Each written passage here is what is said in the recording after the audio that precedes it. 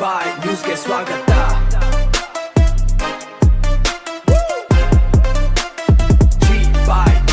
ಮದುವೆ ಸಂಭ್ರಮದಲ್ಲಿದ್ದ ಆ ಮನೆಯಲ್ಲಿ ಸನ್ಮಾನ ಸಂಗೀತದ ಸದ್ದು ಕೇಳಬೇಕಿತ್ತು.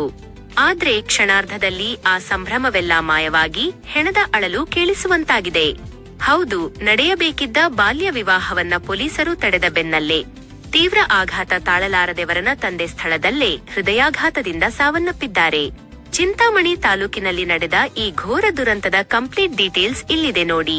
ಚಿಂತಾಮಣಿ ತಾಲೂಕಿನ ಮುಂಗಾನಹಳ್ಳಿ ಹೋಬಳಿ ಬಟ್ಲಹಳ್ಳಿ ಗ್ರಾಮ ಪಂಚಾಯಿತಿ ವ್ಯಾಪ್ತಿಯ ಬೈರೇಬಂಡ ಗ್ರಾಮ. ಈ ಗ್ರಾಮದ ನಿವಾಸಿ ವೆಂಕಟರಮಣಪ್ಪ ಎಂಬುವವರ ಮನೆಯಲ್ಲಿ ಮಗನ ಮದುವೆಯ ಅರತಕ್ಷತೆ ಕಾರ್ಯಕ್ರಮ ಅತ್ಯಂತ ಸಡಗರದಿಂದ ಸಾಗುತ್ತಿತ್ತು. ಇನ್ನೇನು ಕೆಲವೇ ಗಂಟೆಗಳಲ್ಲಿ ಮದುವೆ ಮುಹೂರ್ತ ನಿಗದಿಯಾಗಿತ್ತು. ಆದ್ರೆ ಅಷ್ಟರಲ್ಲೇ ಅಲ್ಲಿಗೆ ಎಂಟ್ರಿ ಕೊಟ್ಟ ಪೊಲೀಸರು ಮದುಮಗನಿಗೆ ಶಾಕ್ ಕೊಟ್ಟಿದ್ದಾರೆ. ಹೌದು, ಮದುವೆಯಾಗಲಿರುವ ವರನಿಗೆ ಇನ್ನು ಮದುವೆ ವಯಸ್ಸಾಗಿಲ್ಲ, ಅಂದರೆ ಆತ ಅಪ್ರಾಪ್ತ ವಯಸ್ಕ ಎಂದು ಸ್ಥಳೀಯ ಗ್ರಾಮಸ್ಥರೊಬ್ಬರು ಪೊಲೀಸ್ ಕಂಟ್ರೋಲ್ ರೂಂಗೆ ಮಾಹಿತಿ ನೀಡಿದ್ದರು. ಮಾಹಿತಿ ಸಿಗುತ್ತಿದ್ದಂತೆ ತಡರಾತ್ರಿ 112 ಸಿಬ್ಬಂದಿ ಹಾಗೂ ಬಟ್ಲಹಳ್ಳಿ ಠಾಣೆಯ ಪೊಲೀಸರು ಅರತಕ್ಷತೆ ನಡೆಯುತ್ತಿದ್ದ ಸ್ಥಳಕ್ಕೆ ಧಾವಿಸಿದ್ದಾರೆ. ವರನ ವಯಸ್ಸಿನ ದಾಖಲೆಗಳನ್ನು ಕೇಳಿದಾಗ ಪೋಷಕರು ಕೇವಲ ಆಧಾರ್ ಕಾರ್ಡ್ ಮಾತ್ರ ನೀಡಿದ್ದಾರೆ.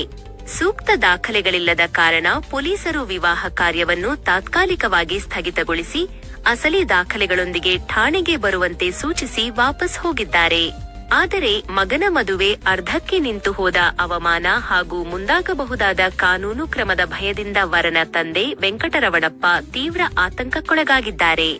ಮಾನಸಿಕ ಆಘಾತ ತಡೆಯಲಾರದೆ ಅವರು ಮದುವೆ ಮಂಟಪದಲ್ಲೇ ಕುಸಿದು ಬಿದ್ದಿದ್ದಾರೆ. ತಕ್ಷಣವೇ ಅವರನ್ನು ಹತ್ತಿರದ ಆಸ್ಪತ್ರೆಗೆ ಕರೆದೊಯ್ಯಲಾಯಿತಾದರೂ ಅಷ್ಟರಲ್ಲೇ ಅವರು ಮೃತಪಟ್ಟಿರುವುದಾಗಿ ವೈದ್ಯರು ಘೋಷಿಸಿದ್ದಾರೆ. ಮದುವೆ ಸಂಭ್ರಮದಲ್ಲಿದ್ದ ಮನೆ ಒಂದೇ ಕ್ಷಣದಲ್ಲಿ ಸೂತಕದ ಮನೆಯಾಗಿ ಮಾರ್ಪಟ್ಟಿದೆ.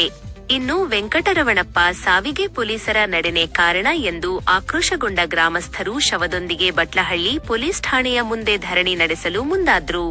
ವಿಷಯ ತಿಳಿಯುತ್ತಿದ್ದಂತೆ ಎಚ್ಚೆತ್ತ ಹಿರಿಯ ಪೊಲೀಸ್ ಅಧಿಕಾರಿಗಳು ಸ್ಥಳದಲ್ಲಿ ಯಾವುದೇ ಅಹಿತಕರ ಘಟನೆ ನಡೆಯದಂತೆ ಸೂಕ್ತ ಬಂದೋಬಸ್ತ್ ಏರ್ಪಡಿಸಿದ್ರು.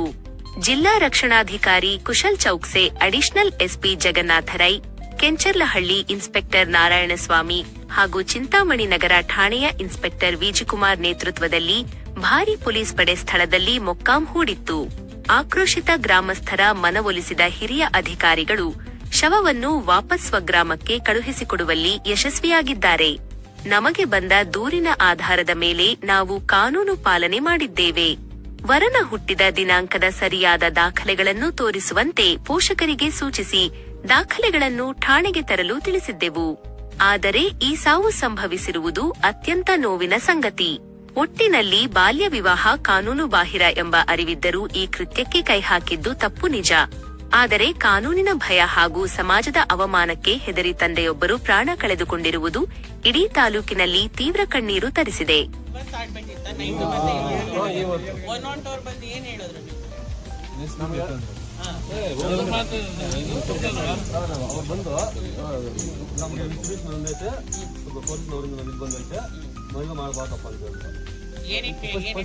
ನಿಮ್ಗೆ ಎಸ್ ಮಾಡ್ಕೊಂಡು ಆಧಾರ್ ಕಾರ್ಡ್ ಕೊಡಿ, ಇದು ಸ್ವಲ್ಪ ಬಾಲ್ಯ ಮಾಡ್ಕೊಂಡು ಬಿಟ್ಟು ನಾವು ಇದೇಗ ನಾವು ಕಾನೂನು ನಿಲ್ಬೇಕಂದ್ಬಿಟ್ಟು ನಮ್ಗೆ ಬಿಟ್ಟು ಸ್ವಲ್ಪ ಆಯ್ತಾ ನಿಮ್ಮ ಮಾಡ್ಬೇಕು ಅವ್ರು ಬರ್ತೀವಿ ಮದುವೆ ನಿಲ್ಸ್ಬಿಡ್ತಾ ಇದ್ದೀವಿ ಅಂದ್ಬಿಟ್ಟು ಆ ಮದುವೆ ಹುಡುಗಿನ ಅವ್ರಿಗೂ ಕಲ್ಸ್ಬಿಟ್ಟು ಊಟ ಗೀಟ ಎಲ್ಲ ಮಾಡಿದ್ರು. ಊಟ ಎಲ್ಲ ಸ್ವಲ್ಪ ಮುಗಿಸ್ಬಿಟ್ಟು ಹೋಗಿರತ್ತ, ಊಟ ಮುಗಿಸ್ಬಿಟ್ಟು ಈಗ ಗಾಣಸರಿಗೆ ಎಲ್ಲ ಬಂದಿರೋ ಕಲ್ಸ್ಬಿಟ್ಟು ಮತ್ತೆ ಅವ್ರು ಬಂದು ಮತ್ತೆ మీరు ఫోన్ చేసింది నేను ఫోన్ చేసింది ఫోన్ చేసినాక మళ్ళీ ఏం చేసి మళ్ళీ రెండో మాట వచ్చేసి సొంతలో గడిపేది ఏదప్పా రాపాచి బయట కోట్లు ఇస్తాను అనేసి అంత చేస్తా నిలిపోయిన పెళ్లి నిలిపేసి మళ్ళీ మీరు అలా ఖాతా మದುವೆ ನಿಲ್ಲಿಸ್ಬಿಟ್ಟಿದ್ವಿ ವಲ್ಲ ಅವಳಿಗೆ ಕಳಿಸ್ಬಿಟ್ಟಿದ್ವಿ. ಮತ್ತೆ ಯಾಕೆ ಖಾತೆ ಕೊಡ್ತಾರೆ ನಮ್ಮತ್ತು ಮತ್ತೆ ಅವ್ರನ್ನ ಬಂದು ನಾವು ಸೇರ್ಕೊಂಡು ಮಾಡಿದ್ರೆ ಎಲ್ಲಪ್ಪ ಮದುವೆ ನಾವು ಮದುವೆ ಮಾಡಿಲ್ಲ ಸರ್, ನಾವು ನಿಲ್ಲಿಸ್ಬಿಟ್ಟಿದ್ದೀವಿ. ಅವ್ರು ಟಾರ್ಚರ್ ಆಗಿ ಅಲ್ಲಿ ಕಳ್ಕೊಂಡು ಹೋದ್ಮೇಲೆ ಅವನ ಟೆನ್ಷನ್ ತಂದು ನಾವು ಅದಕ್ಕೆ ಮುಂದೆ ಇವಾಗ ಏನ್ ಮಾಡ್ತೀವಿ? ನೀವೇನ್ ಮಾಡಿದ್ರೆ ಸಚಿನ್ ನೀವು ಬಂದು ಟಾರ್ಚರ್ ಕೊಟ್ಟಿದ್ದಕ್ಕೋಸ್ಕರ ಕಂಪ್ಲೇಂಟ್ ಇಲ್ಲ. ಯಜಮಾನ್ರ ಹೇಳ್ತೀನಿ, ಕಂಪ್ಲೇಂಟ್ ಯಾರದೇ ಚೈಲ್ಡ್ ಮ್ಯಾರೇಜ್ ಆಗ್ಲಿ ಅಥವಾ ಪೋಕ್ಸೋ ಕೇಸ್ ಆಗ್ಲಿ ಅದಕ್ಕೆ ಅಂತ ಚೈಲ್ಡ್ ಹೆಲ್ಪ್ ಲೈನ್ ನಂಬರ್ ಇರುತ್ತೆ.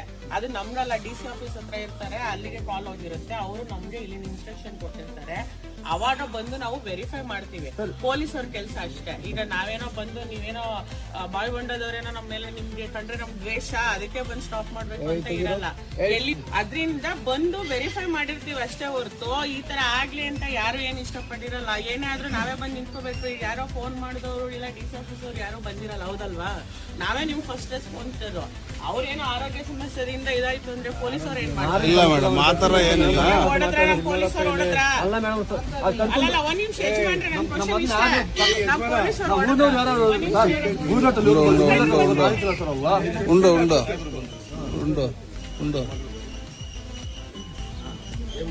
సార్ స్క్రీన్ వేసాను 3 నెలలు కంటే ఎక్కువ చేస్తే ఇది పిల్లలకి ఇది చేస్తాను. ఆధార్ కార్డు ఏమో కరెక్ట్ ఉండే, ఆధార్ కార్డు అయినా కూడా మళ్ళీ 3 నెలలు డిఫరెన్స్ ఉండే. 3 నెలలు డిఫరెన్స్ ఉండే సార్ పోలీసులు 112 వాళ్ళు వచ్చేసి మాకు ఇన్ఫర్మేషన్ వచ్చింది తప్ప మాకు స్టేషన్కి వచ్చింది, మేము వచ్చిన మీరు ఎంక్వైరీ చేస్తున్నాము, పిన్ చేయకూడదు అని చెప్పి.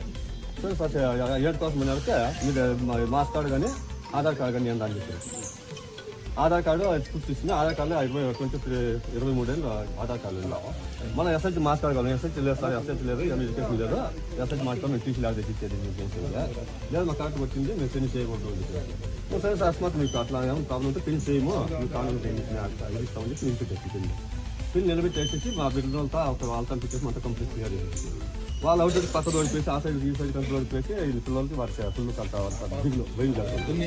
వాళ్ళు ముగ్గురు ఫస్ట్ పిన్ పిల్లలు వాళ్ళ అప్ప వాళ్ళు తిని తీసుకుని పక్క వెళ్ళిపోయి మళ్ళీ అంతా వెళ్ళిపోయి టార్గెట్ అంతా వెళ్ళిపోయి అంతా కంప్లీట్ క్లోజ్ అయిపోయింది.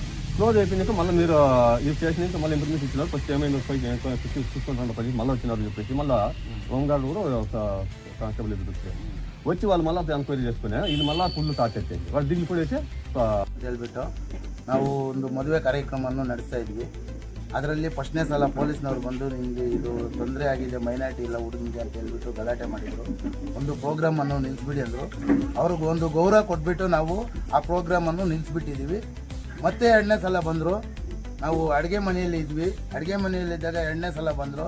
ನಾನು ಅಡುಗೆ ಮನೆಯಲ್ಲಿದ್ದಾಗ ನಮ್ಮ ತಮ್ಮನ ಕರ್ಕೊಂಡೋಗಿ ಕೆರೆಯಲ್ಲಿ ಒಂದು ಇಲ್ಲಿ ಪಕ್ಕದಲ್ಲಿ ಕೆರೆ ಇದೆ, ಆ ಕೆರೆ ಕರ್ಕೊಂಡೋಗಿ ಏನು ಮಾತಾಡಿದಾರೋ ಗೊತ್ತಿಲ್ಲ. ಅವನು ಎದುರಿಸ್ಕೊಂಡು ಬಂದುಬಿಟ್ಟು ಅವನು ಸ್ವಲ್ಪ ಇದು ಮಾಡಿ ಮನೇಲಿ ಮಲಗಿದ್ರು.